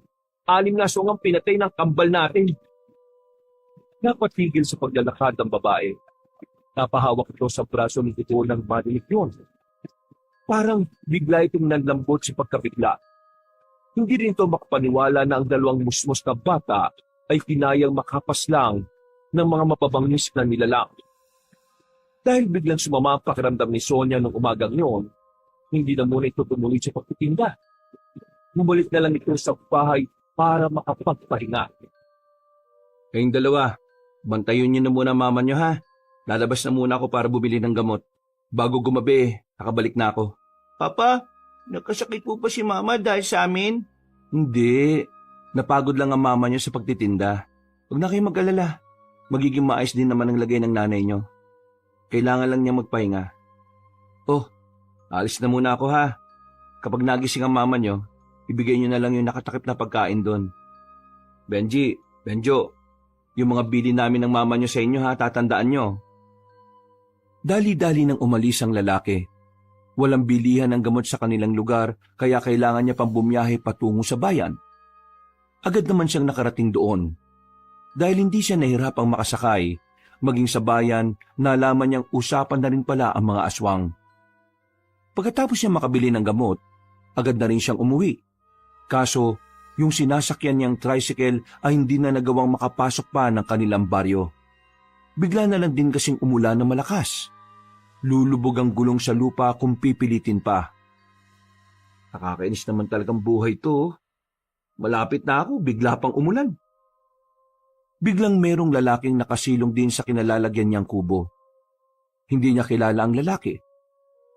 Mas lalong hindi niya ito namukaan nang humina ang ilaw sa poste na nasa tapat nila. Pwede ba makisilong, pre? Ha? Oo naman. Lakas ng ulan, no? Oo nga eh. Mukhang masama na naman ang panahon. Siguro, kung ganito kalakas ang ulan nung gabing yun, hindi mamamatay yung lalaki. Ha? Yung bebong? Kilala mo si Bebong? Oo, kilala ko siya. Kaano-ano mo siya? Kung malakas ang ulan nun, hindi sila pupunta ng laot. Kaso, magganda-ganda ng panahon nun eh. Nagkaroon tuloy ako ng pagkakataon para gawin ang binabala ko. Napatingin bigla si Gibo sa lalaki. Maraan din itong lumingon sa kanya. Napaatras si Gibo. Hanggang sa mapadikit na siya sa puno ng nyog. Kinakabahan na siya noong mga oras na yon. Hindi na nga niya naramdaman na nababasa na pala siya ng ulan. Sino ka? Sino ako? Di mo na kailangan malaman. Ang mahalaga, mapapatay ko ang ama ng kambal na magiging hadlang sa mga plano namin. Saktong kumidlat. Nakita niyang nagbago na ng anyo ang lalaking kaharap niya. Hindi na siya nagsayang ng sandali. Tumakbo na siya paalis. Malayo-layo na siya pero laking gulat niya nang biglang nasa harapan na naman niya yon. Nakita niya ang malapad na pakpak ng lalaki. Kailangan mo mawala. Nang sa ganun mas lalong magkaroon ng dahilan ng dalawang bata na labanan kami. Kapag nangyari yon, mapapatay na rin namin sila. Huwag kang lalapit! Lumingon-lingon si Gibo sa paligid. Wala siyang mahinga ng tulong. Sa mga pagkakataong ito, sa isip-isip niya, marahil yun na ang huling sandali ng kanyang buhay. Sa kakatras niya, natalisod siya at napaupo. Nakatingin lamang siya sa lalaking aswang. Magpaalam ka na sa mundong ito dahil mamamatay ka na! Akmang kakalmutin na siya ng aswang nang biglang dumating ang dalawang bata. Gamit ang itak, mabilis na tinaga ni Benji ang lalaking aswang. Tinamaan yun sa braso at agad na nakadistansya. Pero sa likod nito, naroon din pala ang bata namang si Benjo. Hinagupit naman ito sa bewang ang lalaki na naging dahilan para tumungtong na ito sa puno. Ayan, ganyan nga. Ipakita nyo kung gaano nyo kagustong pumaslang ng kagaya kong aswang. Mga anak, tama na! Ayoko mapahama kayong dalawa! Bakit kayo nakatingin lang? Lumusob kayo at patayin nyo ako, mga bata! Anak, makinig kayo sa akin! Wag! Hayaan nyo siya! Mukhang wala naman ako mapapala sa inyo eh. Kaya sa susunod na lang tayo magkita kung handa na kayong labanan ako. At saka siya nga pala, tandaan niyo ang mukha ko ha. Tandaan niyo ang pangalang Miyong. Umalis na rin ang aswang na si Miyong. Samantalang nanatili namang nakatayo ang mag-aama sa gitna ng malakas na ulan. Nang masigurong wala na nga ang aswang na yon, ay nagmamadali na rin silang bumalik ng kanilang bahay. Ang kaso, pagdating nila, nakabangon na pala ang babaeng si Sonia. Nakabang lang sa pintuan at tila alam na agad kung ano ang nangyari. Anong nangyari? Ano kasi? Magsabi kayo ng totoo. Papa, ako na po ba magsasabi o ikaw? Ako na. Pumatay na naman kayo ng aswang gamit ng itak na yan, ano? Mama, hindi po namin napatay eh. Nakatakas po. Ilang beses ko bang sasabihin sa inyo na ayaw ko na kumakalaban kayo ng aswang? Ano bang mahirap intindihin sa mga sinasabi ko? Takot ako mapahama kayo kaya iwasan nyo na ang mga aswang na yan, ha? Benjo, sige na.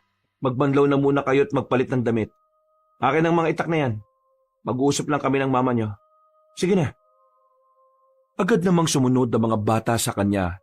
Pag-alis ng mga yon ay sa kanya ipinaliwanag sa kanyang asawa ang tunay na nangyari. Naglalakad ako pauwi galing sa bayan. Bumili ako ng gamot nang biglang bumagsak ang malakas na ulan. Nakisilong ako sa lumang kubo. biglang may lalaking nakisilong din. Yung lalaking yun pala, aswang. Siya yung pumatay kay Bebong. Papatayin niya rin sana ako kanina. Gagawin niya yun kasi gusto niyang magalit yung dalawang bata. Kapag nagalit yung dalawang bata, hahanapin nila malamang ang mga aswang. At dahil doon mas magiging madali sa kanila para tugisin ang dalawang bata kapag puno na ng galit ang puso ng kambal. At hinayaan mo na lang talaga na kalabanin nila yung aswang na yon. Hindi ko hinayaan. Bigla na lang silang dumating nang malapit na akong patayin ng aswang na yun Iniligtas nila ako. Pero pinigilan ko na silang lumaban ng dumistansya na yung lalaki. Kung hindi dumating yung mga anak natin, siguradong wala na ako ngayon. Pasensya na. Naging emosyonal ako. Alam mo naman na masama ang pakiramdam ko, di ba? Tapos paggising ko, wala kayong tatlo rito. Malalaman ko, ganun pa nangyari. Pasensya ka na rin, mahal, at nangyari ito. Pero huwag ka na magalit sa dalawang bata, ha? Ginawa lang nila yon para iligtas ako. Pero mahal, nag-aalala ako para sa kanilang dalawa. Paano kung pag-initan sila ng mga aswang? Hinawakan ni Gibo ang kamay ng kanyang asawa. Tiningnan nito ang babae sa mga mata. Mahal, tingin ko, kailangan na lang natin tanggapin na yun talaga ang kapalaran ng dalawang bata. Ano? At teka, seryoso ka ba sa mga sinasabi mo? Gusto mong pabayaan natin sa pakikipaglaban ng dalawang bata sa mga aswang? Sonia, ang plano talaga ng mga aswang paslangin ng mga kambal, Sonia. Dahil si Benji at Benju lang ang hadlang sa mga gusto nilang mangyari sa probinsyang ito. Kaya sa halip pigilan natin sila, bakit hindi natin sila hayaang protekta ng kanilang mga sarili? Mahal, magpakatotoo na tayo. Ikaw at ako. Kahit kasama pa si paring Alfred. Hindi natin sila kayang protektahan laban sa mga aswang.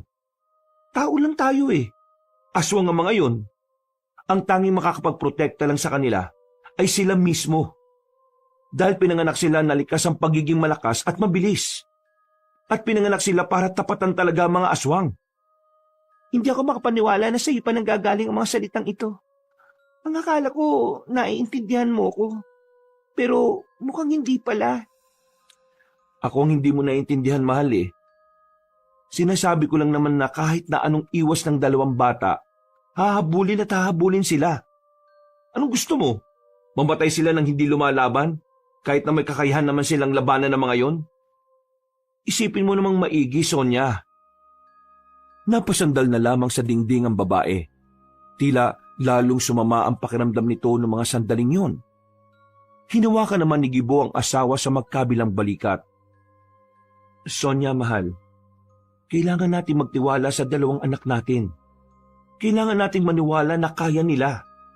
Kasi kung hindi, saan sila kukuha ng lakas ng loob para protektahan ang mga sarili nila? Gibo, natatakot ako Natatakot ako na baka kung ano mangyari sa kanila. Paano kung mapahamak sila? Anong gagawin natin?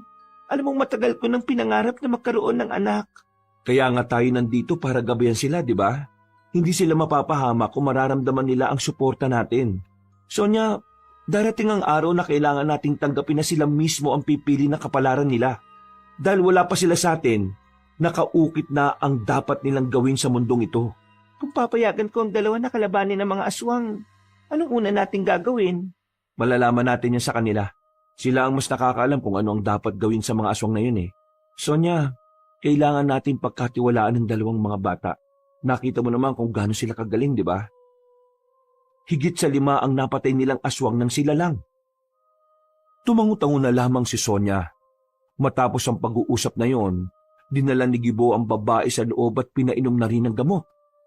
Habang ang dalawang bata naman, katatapos lang ding maligo. Nang maging maayos ng bahagya ang pakiramdam ni Sonia, kinausap nila ang dalawang bata. Makakaharap sila sa lamesa.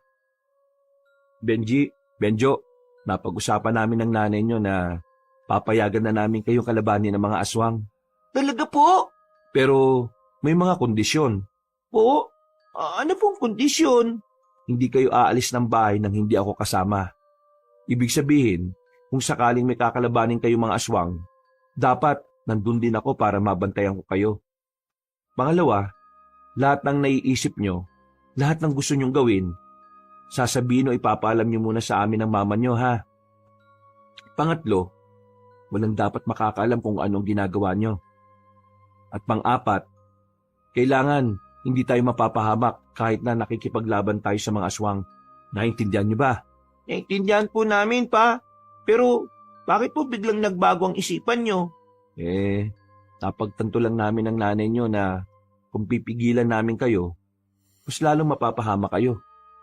Kaya, mas maganda nang hayaan na namin kayo para mas maprotektahan yung mga sarili ninyo. Ay, pa, may sinasabi po si Benjo. Ano yan, anak? Ang sabi niya, kapag nagsimula na raw ang pakikipaglaban namin sa mga aswang, mas maganda raw pong nasa ligtas po kayong lugar ni Mama. Ang mga aswang daw po kasi traitor eh. Kung sino ang alam nilang hindi makakalaban sa kanila, yun po ang punteriya nila. Ha? Ligtas na lugar? Saan naman ako hahanap ng ibang lugar? May alam ako! Napatingin sila sa bandang bintana at nakita nila roon si Alfred na nakapayong. Pambira ka naman, pre, oh. Bakit nandiyan ka? Halika, pumasok ka dito. Pasensya na kung pa lang ako ha. Pero meron akong alam na lugar na kung saan ligtas ka ron, Sonia.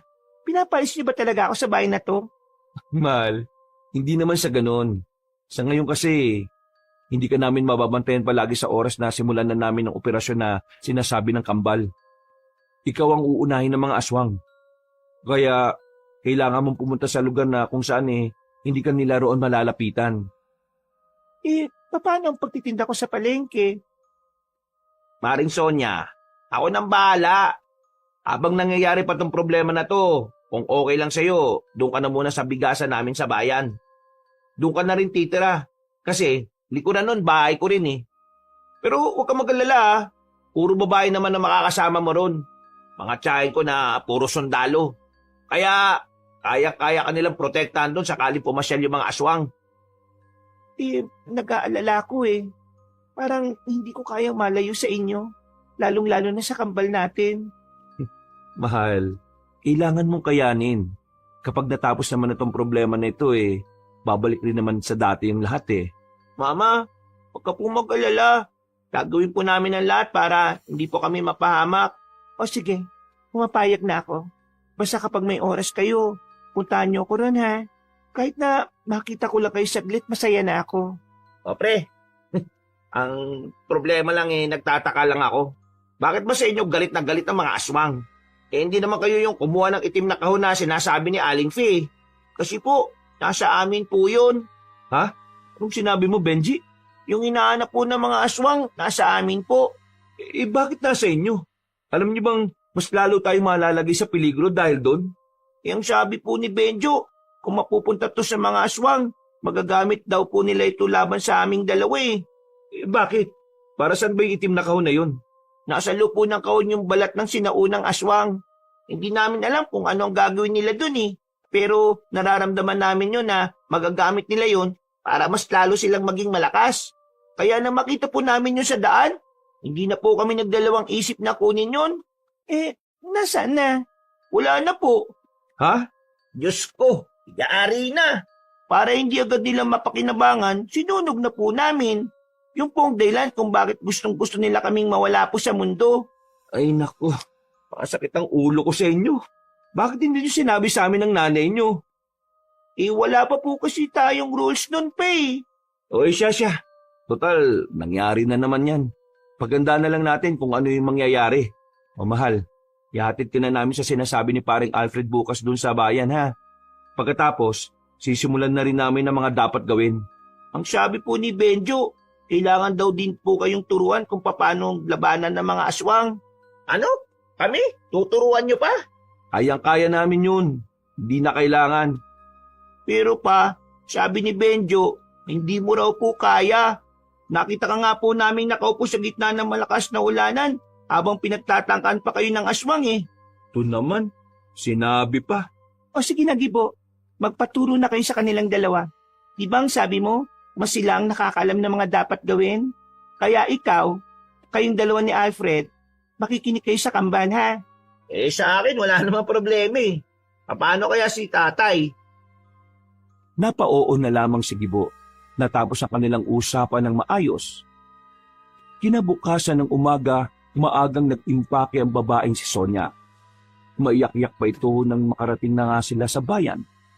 Matapos silang maihatid si Sonia, dumiretso na sila agad sa kagubatan. Ay nanak, kailangan ba talaga dito tayo sa kagubatan? Ninong, hindi po tayo pwedeng mag-ensayo sa harapan ng bahay namin kasi makikita po tayo ng mga kalugar natin eh. O nga naman pre, kung talaga Sorry naman. Sabi ni Benjo, siya raw po ang magtuturo kay Papa. Ako naman ang kay Ninong Alfred. O sige na, turuan niyo na kami. Gamit ang yantok na magsisilbi nilang sandatang pangsanay, sinimulan nila ang kanilang pag-iinsayo. Pero sa kalagitnaan ng kanilang ginagawa, bigla na lamang nakaramdamang dalawang bata na kakaibang presensya sa kanilang paligid. Noong mga sandaling yun, alam na kagad ng kambal na aswang ang mga yun. Kaya agad nilang itinigil ang kanilang ginagawa. Papa, yan na sila. Kailangan natin umuwi para kunin ang mga sandata natin. O, tara na. Hindi natin kakayanin kung yantok lang ang hawak natin. Pre, wag mo na si Banjo. Ako naman kay Benji. Hindi na po. Kaya na po namin. Benjo, tara na. Takbo na. Nawindang ang dalawang lalaki na makita nilang sobrang bilis ng takbo ng dalawang bata. Para sa kanila, hindi normal ang takbo ng mga yon. Umaripas na lang din ang takbo si Gibo at Alfred sa takot na maabutan sila ng mga aswang. Nang makarating sila sa bahay, agad nilang pinagkukuha ang mga itak. Isinarado na rin nila ang pintahan at pinto. Sigurado bang susundan nila tayo hanggang dito? Hindi po sigurado. Pero ang mga aswang po kasi, kadalasan kami lumulusob kapag sa mga baryo eh. At masigit na malakas sila kapag bilog naman po ang buwan. Nakiramdam lang sila ng mga oras na yon. Walang dumating na aswang. Hanggang sa sumapit na nga ang kinagabihan. Dito na mas kinabahan ng lalaking si Gibo. Pabalik-balik ang kanyang tingin sa labas. Hindi siya mapakali. Papa, pero pangitain si Benjo ngayon lang. Pangitain? Ano yun? Sabihin mo anak. Ang sabi po ni Benjo, ngayong gabi raw po, magpapakita raw po ang pinakamalakas na aswang, ang Harimondon. Isang mabangis daw pong alimaw. Ano pa yung nakita niya? Mga dugo, sa lapag, sa kung saan. Pero hindi raw po niya alam kung kaninong dugo eh. Nakot pre, sa mapangitain ba yan? Pwede pong masama, pwede rin pong hindi. Kailangan po natin mag-ingat ngayong gabi. Hindi po tayo ligtas kung nandito lang tayo. Isa naman tayo pupunta. Kailangan po natin unahan sila. Unahan? Paano kung unahan? Sasalubungin po natin sila, Papa. Hindi ba parang delikado yung ganyan ang gagawin natin? Sabi po ni Benjo, mas delikado kung maghihintay lang po tayo dito eh. Nasasayang ang oras. Kung sasalubungin po natin sila, mas maunahan natin ang pagdating ng Harimondon. Pre, may puto nga yung bata. Paano kung marami sila? Magtiwala po kayo sa amin ng kambal ko. Kakayanin po namin sila. Anak, ano po talaga kayo? Gusto ko malaman para kung sakaling may mangyari masama, mas kilala ko na kayo. Nagkatinginan ng dalawang bata. Tumango si Benjo kay Benji. Dahilan para ipagtapat na ng dalawa kung ano ba talaga sila. Siguro po, hindi nyo nalata nung natagpuan nyo lang po kami sa laot. Kami po yung mga inkantong dagat. Inkantong dagat? Anong ibig sabihin nun? Ang mga inkantong dagat po ay nagmumula sa pagnanais ng kalikasan na makalika ng instrumento laban sa kasamaan. Ibig sabihin po nito, wala po talaga kami mga magulang. Kami po ay kusang nabuo para lang kalabanin ng masasamang elemento dito sa lupa. Ano mangyayari kapag tapos na ang misyon nyo dito sa lupa? Iiwan nyo na ba kami ng mama nyo? Papa, hindi po itong tamang oras para pag-usapan ng mga bagay na hindi pa dapat. Kailangan na po nating umalis. Sigurado po kung nasa gubat pa rin po yung aswang na nakalaban namin nung niligtas po namin kayo. Napapailing na lamang ang lalaking si Gibo. Sinunod na lamang din nila ang sinasabi ng dalawang bata.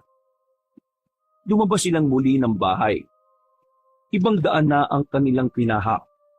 Ang batang si Benjo lamang ang nagtuturo kung saan ang mas ligtas at kung saan sila nakakaatake ng hindi nararamdaman ng mga aswang.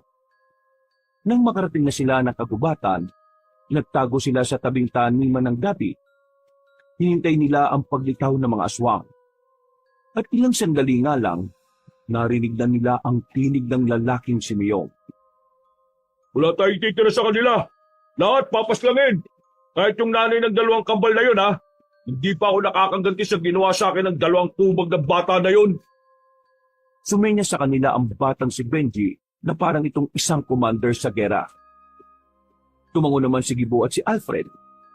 Nang dumana sa kanilang harapan ng mga aswang, nagmamadaling lumapit ang kambal. Pinagtatataga ng mga ito ang mga aswang na nasa likuran. Laking gulat naman ng aswang na si Miyong sa ginawa nilang paglitaw. Mga kalaban! Natatanangta ang mga aswang. Noong mga sandaling yon, nagsimula na rin ang labanan sa pagitan nilang apat at ng mga halimaw na nilalang. Mabilis ang ginawang pakikipaglaban ng dalawang bata. Sa sobrang pagkamangha, walang magawa si Gibo at si Alfred. Napapangangan na lamang sila sa kanilang nakikita. Hindi nila inakalang kakayanin ng dalawang bata ang sandamakmak na aswang na yon. Nakarating sila sa open area kung saan direkta yung natatamaan ng sinag ng buwan. Sa parting ito, wala pa rin napapaslang na aswang ang dalawang lalaki. Kapag nag-aalagan kasi silang tumaga, inuuna na sila ni Benji at Benjo. Papa, bakit po kayo sumama? Bakit ka ba nagtatanong? Hindi para tulungan kayong dalawa. Wala po kayo na itutulong eh. Kasi nakatunga nga ka lang pre. Ikaw din kaya? Sandaling nanahimik ang mga aswang. Kahit ang aswang na si Miyong ay hindi na rin muna nagparamdam. Magkakadikit lamang silang apat. Maya-maya lang, biglang umabante ang batang si Benjo. Kumuha ito ng bato sa gilid. Pinukul yun ng batang si Benjo sa dilim. Narinig na lamang nilang umaray ang aswang na si Miyong. Aray! Visit ka talagang bata ka! Visit! Harapin mo na kami! Huwag kang magpatago-tago dyan! Matapang ka lang kasi kasama mo tatay mo eh. At sino naman yung isa pang mukhang tanga? Ay, umayos ka ng sinasabi mo ha. Big boss kita sa bibig eh. Biglang lumabas ulit ang iba pang mga aswang na kasama si Miyong. At sa pagkakataong yun, mas marami na ito kumpara sa una. Nakakaramdam na ng kaba ang lalaking si Gibo at Alfred. Habang ang dalawang bata naman, kalmado lang. Kung umasta ay parang sanay na ito sa mga ganong uri ng laban. Mga anak, sigurado ba kayo? Sigurado bang kaya natin yan? Huwag po kayong mag-alala. Kami na pong bahala ni Benjo. Ingatan nyo na lang po mga sarili nyo ha. At kung sakali man kung may umatake sa inyo, kailangan nyo rin pong pumalag. Baka pa mauna pa kayo sa langit eh. O Benjo, handa ka na. Tumango na lamang ang batang si Benjo. Maya-maya pa, nagpatuloy na rin ang labanan. Dinumog ng mga aswang ang dalawang bata. Pero kakaibang bilis na naman ang pinamalas ng dalawang ito. Wala pang 5 minuto, nakabagsak na ang mga aswang. Nanlalaki naman ang mga mata ng lalaking si Miyong. Hindi ito makapaniwala na 2 bata lamang ang makakaubos sa kanyang mga kasama. Pre, O bakit? kanina pa tayo dito pero wala pa tayong itutulong ha. Sabi ni Benji, mag-ingat na lang tayo eh. Baka yun na yung tulong natin. Sa bagay, lalaki ka aswang. Sumuko ka na kung ayaw mong magaya sa mga kasama mo. Anong sumuko? Nagpapatawa ka bang uhugin ka? Wala sa popularyo ng mga aswang ng pagsuko, no? Kung gusto niyo ako kalabanin, di kalabanin niyo ako hanggang kamatayan. Nagbagong anyo ng lalaking si Miyong at wala itong sinayang na pagkakataon. Mabilis nitong inatake si Benji. Pero agad namang humarang si Benjo para tulungan ang kambal. Nakailag ang magkapatid sa kinuwang pagkatake ni Miyong. At nang makahanap naman ng tamang pagkakataon ng kambal, agad-agad nilang inatake ng sabay si Miyong. Tinamaan ang aswang sa balikat at sa dibdib. Pero kahit na ganon, hindi pa rin nagpapatalo ang lalaki. Nagagawa pa nitong tumawa-tawa at asarin ng 2 bata. Pero sa mga pagkakataong ito, walang panahon para sa laro si Benji at Benjo. Gusto na agad tapusin ng magkapatid ang laban na yon. Kaya naman, hindi pa man nakaka-recover si Miyong ay dali-dali na itong pinagtatataga ng magkapatid. Tinamaan ng aswang sa kung saan-saan na nagdulot dito para bumagal. Hingal na hingal si Miyong. Halatang halata na kahit na anong gawin ito, hindi ito makakapalag sa kambal. Anong klase mga nilala kayo? Hindi ako makapaniwala na mga musmus lang ang gagawa nito sa akin. Pero kahit na mapaslang niyo ako rito, alam ko na hindi kayo mananalo kay Magleo. Hindi kayo ubra sa Harimondon. Papa, Ninong Alfred, pwede po bang ipikit yung mga mata nyo? Ha? Bakit anak? Sundin niyo lang po ako. Agad na ipinikit ng dalawang lalaki ang kanilang mga mata. Maya-maya pa, narinig na lamang nilang dumaing ang aswang na si Miyong. Marahan silang dumilat. Bumungad sa kanilang umaagos na ang dugo ng lalaking aswang mula sa leeg nito. Wala na itong buhay. Hindi na rin gumagalaw. Papa, wala na po mga aswang na ito. Patay na po sila. Pre, natapos na rin yung laban. Wala pa rin tayong nagagawa. Mga anak, ayos lang ba kayo? Ayos lang naman po kami. Sabi ni Benjo, ngayong gabi, makakarap na rin po natin ng Harimondon. Kaya maganda po tayo Mas maganda siguro kung umanap na muna tayo ng ibang lugar na pwedeng pagpahingahan. Baka madamay ang mga tao kapag bumalik tayo sa atin Meron po kung alam na lugar na pwede natin puntahan. Agad silang naglakad paalis. Sa kalagitnaan ng gabi, nagtungo sila sa isang lumang kubo. Maayos ang kubo. Malinis din ang paligid nito at nakatabas pa ang mga damo. Benji, sigurado ka bang walang nakatira dito? Bakit parang ang ayos naman dito? Kapag kami lang po ang naiiwan ni Benjo sa bahay, dito po kami tumatambay. Kami po nagdinis ng lugar na ito. Sinasabi ko na nga ba't meron kayong hindi sinasabi? Isipin niyo na lang po, Papa, na kung hindi kami lumalabas nun, edi wala po tayo ngayon dito. Oo nga naman, pre. Magpasalamat ka na lang. O edi salamat. Naalarma silang tatlo nang makita nilang tila sumakit ang ulo ng batang si Benjo. Sinindihan na ni Benji ang malaking gasera na naroon. Inalalayan nila si Benji na makapasok sa loob. Anak, anong nangyayari sa'yo? Benji, anong sabi niya? Papa, may nakita na naman siya. Nakita niya ang Harimondon. Marami daw po itong sinaktan at pinatay. Ang sabi pa niya, mangyayari daw ang lahat ng yon kung hindi natin siya mapipigilan ngayon pa lang. Anak, gagawin natin ang lahat para matalo ang aswang na yon. Huwag kayong mag-alala. Tutulong na kaming dalawa ng Ninong Alfred nyo. Hindi po, Papa. Mas maganda po kung iiwas kayo. Mamamatay po kayong dalawa Hindi pwede. Mapapahama kayong dalawa. Pa, malakas ang Harimondon. Hindi nyo din po siya kakayanin kahit kalabanin nyo siya. Isa pa, mahirapan lang kami ni Benjo kung iintindihin pa namin kayo Are, tama si Benji.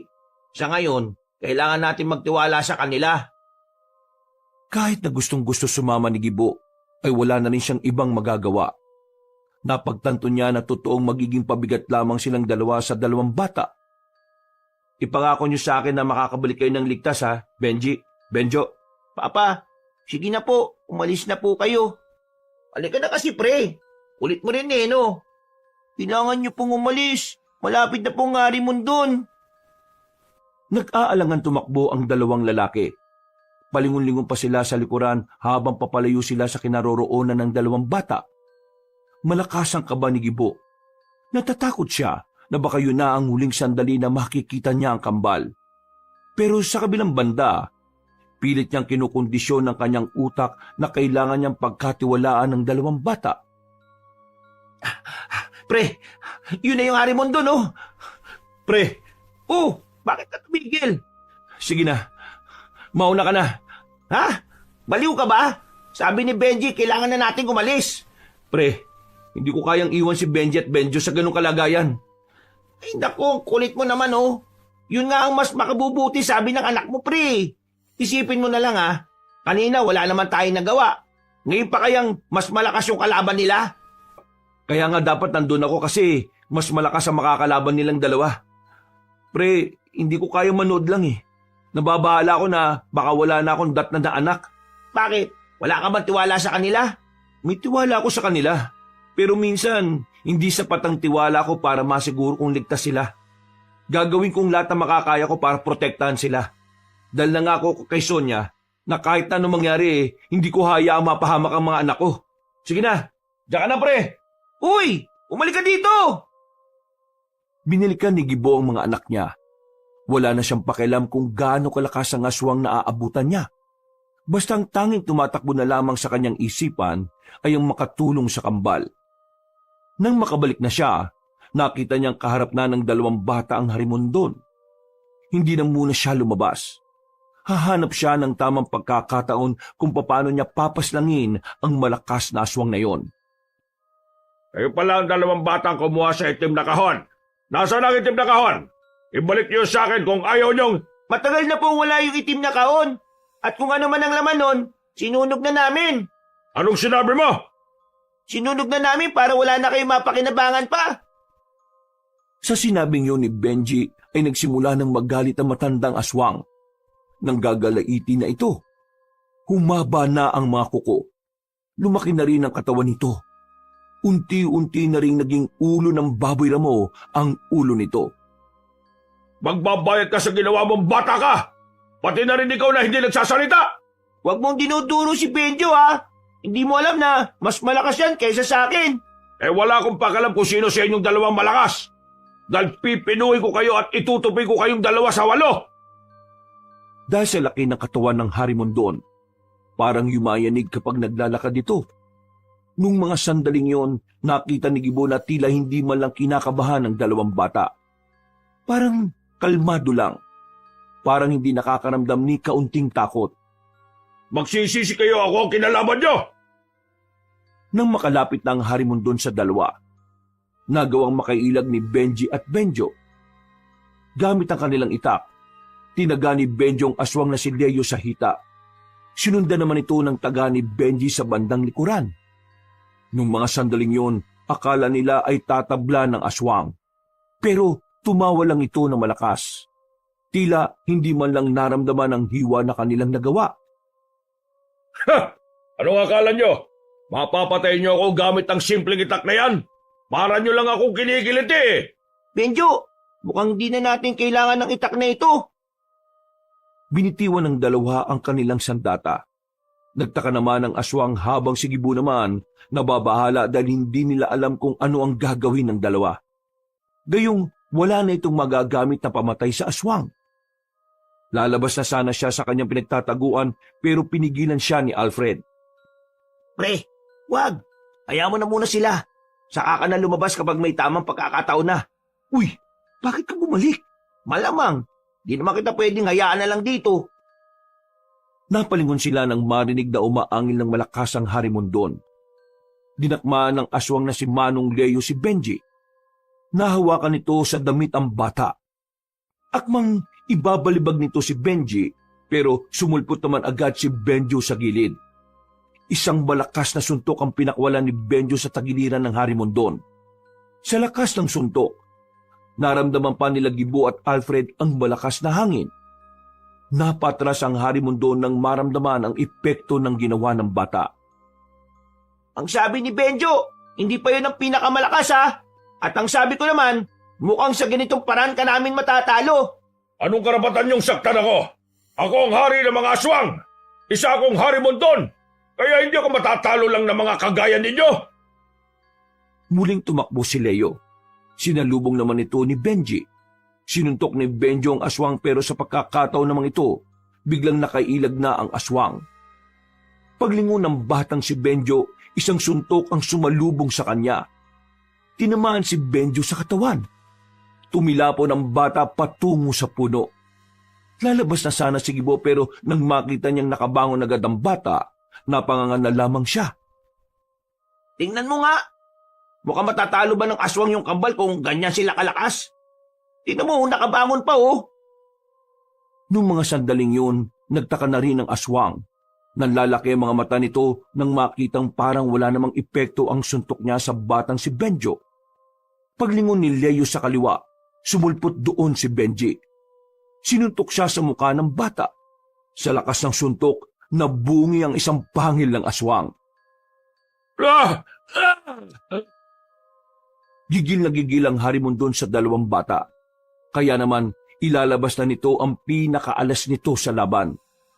Naglabas ito ng hangin mula sa bibig nito, at ang hangin na iyon ay nagdulot ng hapdi sa mga mata ng dalawang bata. Dahil doon, nawala sa focus ang kambal. Sinamantala naman ito ng Harimondon para makaatake. Naisan ko kayo, mga bata!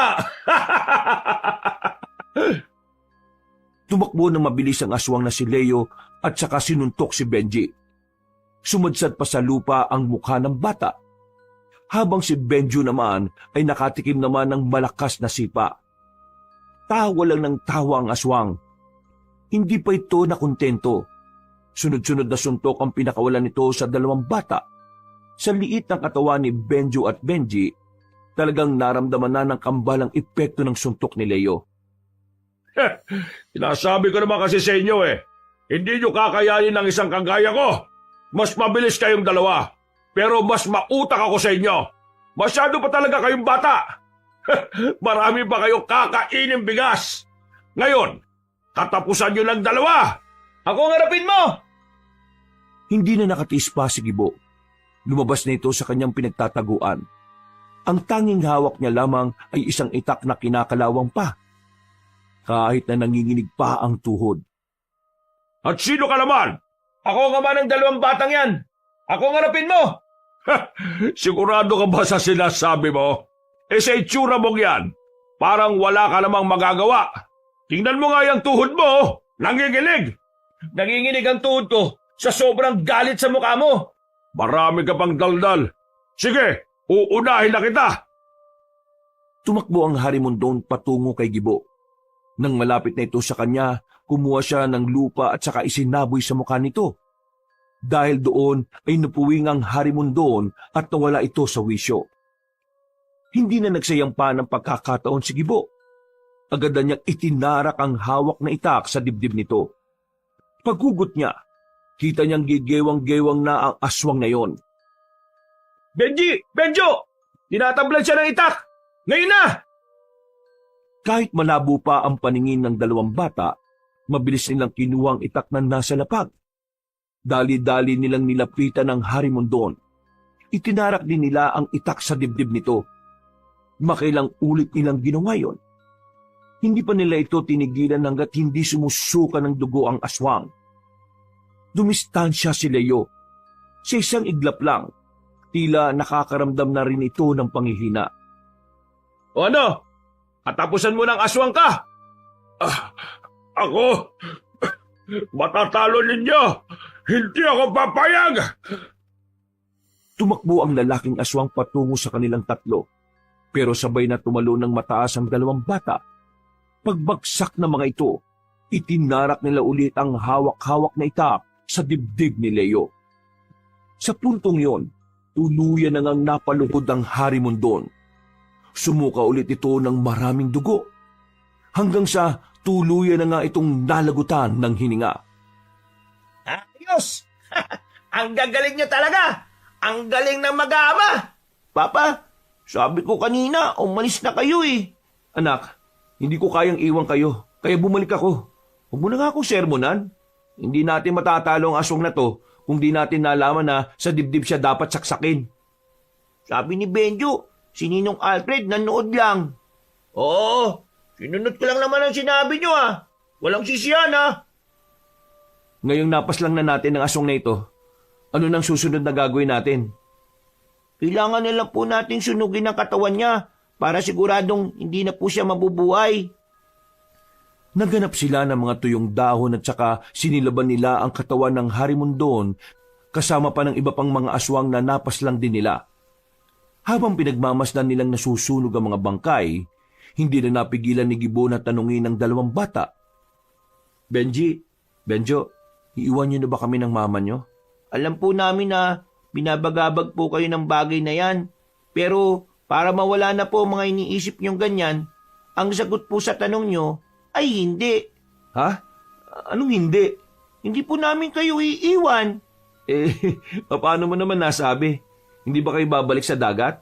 Ang kondisyon ng diwatang lumikha sa amin, kasama ng kalikasan ng katubigan, sa oras na matalo namin ang kasamaan, maaari na kaming makapamuhay ng normal. Maaari na raw po kaming makaramdam ng isang pamilya. Talaga? Ang ibig sabihin, hindi na kayo aalis? Magiging anak na talaga namin kayo? Yun po yung uling sinabi sa amin ng diwatang tubig.